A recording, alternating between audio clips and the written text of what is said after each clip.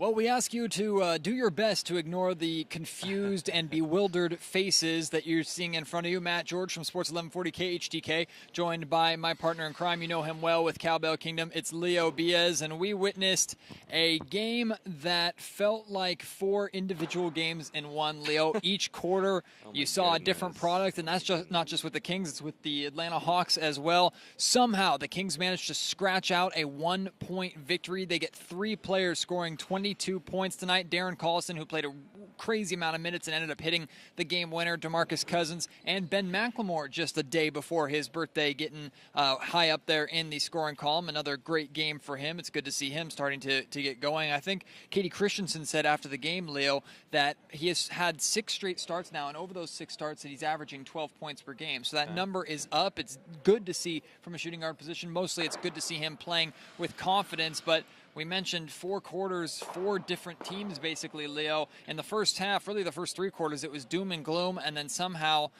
you just knew that this team was going to make a game out of it, and then they ended up pulling it out.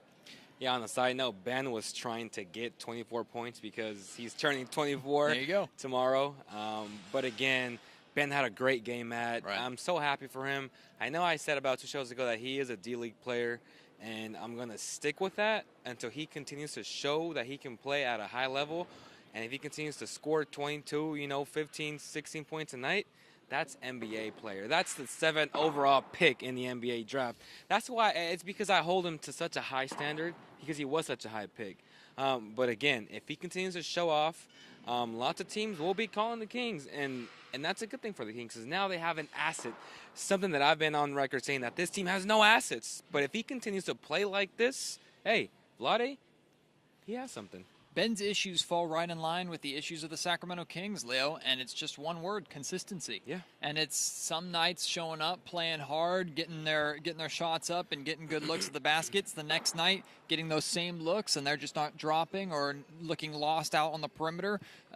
McLemore is certainly guilty of that, and then this team, in the grand scheme of things, is guilty of that. And they don't just do it game by game; they really do it quarter by quarter and half by half, Leo.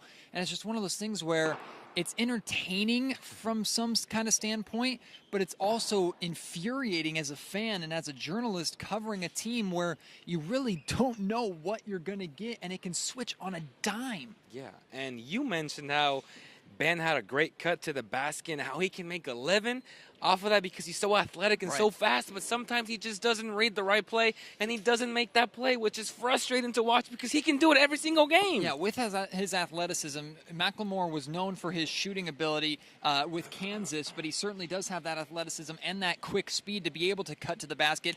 His game should translate first and foremost to a slasher, but at times, well, most of the time, it's the IQ that's the issue. It's not recognizing when that lane was available. He recognized it tonight. I think one of the most blaring issues with him was that cutting that showed really brightly last season. How many times did we see Rajon Rondo screaming at him and pointing at the basket to tell him to cut? Because there'd be wide open lanes, and Rondo, Cousins, a lot of players on the Kings, even Darren Collison, have the ability to feed him with that bounce pass or that bullet pass on the cut, and he just hasn't recognized that. Well, he's starting to recognize it more and more, plus he has the outside shot working for him, and it's certainly a welcome sight, and the team definitely can use it out of that shooting guard spot. And I also told you a couple weeks ago, I said if Darren Collison scores 20 points a night, which he is capable of doing, Matt, this team will contend for that 8 spot because they need that Isaiah Thomas-esque player where from the point guard position, you want your point guard to average 20 points or more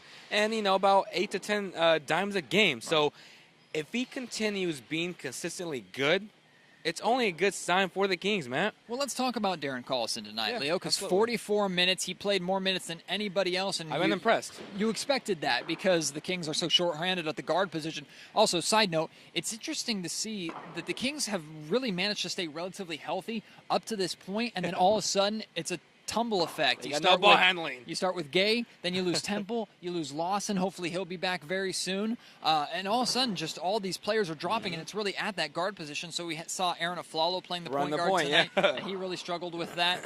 But Darren had to take on a major load, ended up hitting a really difficult, high off the glass, game-winning teardrop with the left hand. He was all over the place tonight. He did finish with 22 as well. Also had a lot of good looks, passing the ball. Unfortunately, not all of them resulted in assists because the shots just weren't falling, especially in that first half. But all around a good game. He's definitely my MVP tonight. Absolutely, man. And just the fact that he had the pantalones to go and get that bucket with was it 2 seconds left? Right. I mean, this guy was gassed, and he wanted that shot, and that's what I love to see. A guy who wants to live in that moment, and he did that tonight. Well, I mean, I have no shame calling myself a Darren Collison fan. I've been a fan of Collison's for a number of years now. I think he can deliver like this consistently as long as he finds his niche and he really understands his role. I hope so. Whether he comes off the bench or he plays in a starting position, Darren can certainly be an asset for any team, not just the Sacramento Kings. So he could be another name potentially being thrown around there in trade rumors. We'll just have to wait and see. But let's really address the elephant in the room really quickly. We have to before this game or before this wraps up. DeMarcus Cousins ended up finishing with 22 points tonight, nearly a quadruple double. Leo, he finished with I think 7 assists, and 9 turnovers. He had 6 turnovers in the first half. Really managed to cut that number down in the second half, which is a welcome sight. Was doing a good job avoiding talking to the refs for most of the game. However, we commented a lot about his body language in that first half. He ended up flipping that switch in the second half. He really had to. But let's be completely honest. When he was on the floor tonight, the offense was not nearly as fluid as we saw against Boston. That's not just a gripe against him. It's just how they play when Cousins is on the floor versus off the floor. It's completely different because when he isn't on the floor, they're forced to move the ball around. They're forced to look for the outside shots and cut to the basket and move off of the ball. And you mentioned many times when Cousins is on the floor, it's give the ball to him and everyone just kind of stands around and watches. That's all they do. And I'm glad that Darren Collison took it upon himself to really score the ball, not just facilitate, but score the ball. And again, your point guard needs to be aggressive, and he was tonight. DMC always says it. He needs help from his teammates. He needs these guys to knock down these shots. But again, I don't like it when they dump the ball off to DMC and everyone just stands there like, dude, make a cut. I mean, the offense just stops and the flow stops. And to me, that's on Dave Yeager. Okay. 80% of it is on Dave. Matt, I don't know what you think about that, but to me, when I see that, that's not the brand of basketball that Kings fans like to watch. Well, you would certainly think that Yeager would recognize this problem and want to address it. And depending upon, I know they don't get very much practice time during the week. I wonder how mentioned that to me. Yeah, I remember.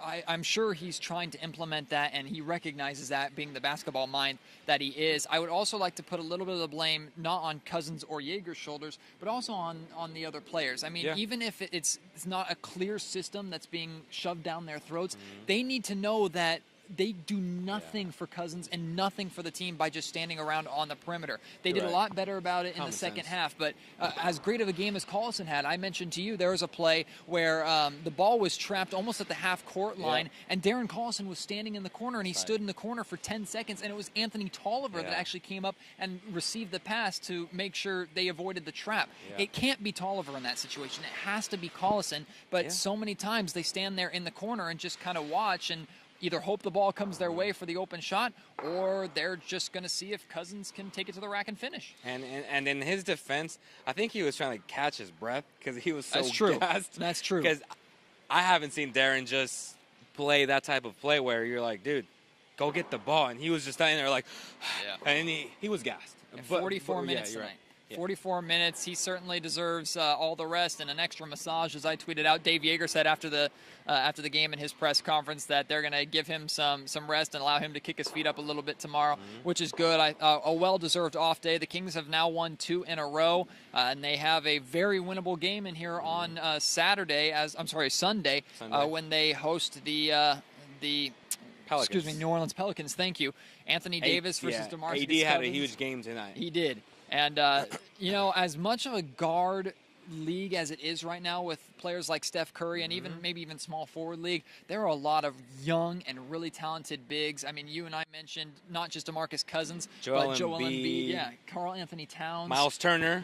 We got Anthony Porzingis. Davis coming in here, Porzingis. There's a lot of bigs coming into this league that can do a lot. and a lot of them can do it from the perimeter as well. We've seen how Cousins has adapted his game over the years to that. So we certainly look forward to seeing Anthony Davis and the Pelicans back in this building. But in the grand scheme of things, Leo, you don't want that game to go like it did tonight. You expect a team like the Kings to be able to handle the Pelicans and really lead for most of that game. Absolutely. And if, like DMC said today, they can't continue to put themselves in a situation where they're down by 15, 16 points and expect to come back, because that is not a recipe for success. We're going to wrap it up here as it's getting late. You can see them starting to turn off the screens behind us. By the way, new location. You'll notice we're not down on the floor. We're up here because they're tearing the floor down or cleaning it or doing something. I don't know what the heck goes on in this building, but that's a good thing. There's always something going on in this building, so we should know all the time. But clearly they're getting set up for something. I'm sure the court will be all back to normal for the game on Sunday. Let us know if you like this location better. Sometimes it's boring just looking at two talking heads, especially ones as ugly as ours.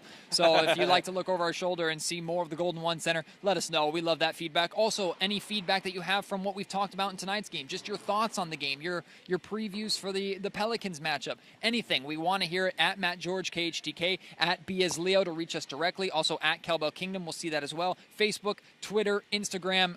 We see it all. We love to hear it all from you. So please join us. Leo, anything to add before we wrap up? And a huge shout out to all the fans that always come down and talk Kings basketball, that ask for a picture. That means the world to us, guys. Yeah, we had a lot of guys come up, a lot of great people, took a couple pictures, just had great conversation. We are part of you. We are an extension of you. We like to be closer to the team and bring what information we can and deliver it to you in an honest and a way with just filled with integrity. We try not to push agendas as much as possible. Actually, I would go as far as to say we don't push agendas, even though people may believe that we do at times when it comes to harsh criticism of certain players. But, you know, we love what we do, and we love doing it for you guys, and we love hearing that feedback from you guys, whether it's online or in person at the games.